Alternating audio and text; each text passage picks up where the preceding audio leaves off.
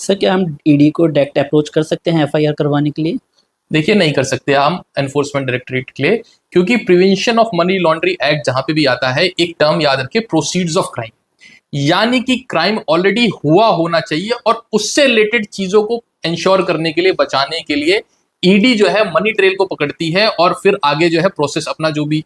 Charges frame करने चालू करती है। और वो उन्हीं ऑफेंसेस में एक्ट कर सकती है जो कि उनके शेड्यूल में लिखे गए हैं, जैसे Indian penal code, cheating, mischief, joint criminal conspiracy हो गया, या प्रिवेंशन ऑफ करप्शन एक्ट हो गया, या एनडीपीएस यानी ड्रग्स से रिलेटेड एक्ट हो गया, या जो है वो आर्म्स एक्ट से रिलेटेड एक्ट हो गया, या जो भी टेररिस्ट एक्ट है उस एक्टिविटी से एक्ट हो गया।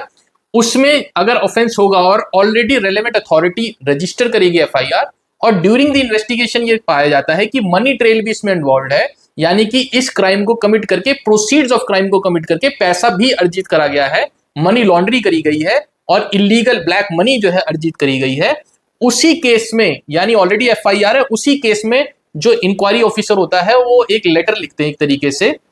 टू एनफोर्समेंट डायरेक्टरेट कि आप सर इसमें इन्वेस्टिगेट करिए, यानी आप मनी ट्रेल को पकड़िए। तो इसीलिए इन्फोर्समेंट डायरेक्टरेट पावरलेस है खुद अपना एफआईआर करने के लिए। किसी ऑलरेडी एफआईआर में, यानी किसी ऑलरेडी प्रोसीड्स ऑफ क्राइम में अगर मनी ट्रेल पाई जाती है, तब एनफोर्समेंट डायरेक्टरेट उसमें एक्ट करता है। तो उससे पहले एक ऑलरेडी एक एफआईआर रजिस्टर्ड होनी जरूरी है, उसके बाद ही जो है ईडी का जो है रोल इन्वॉल्व होता है।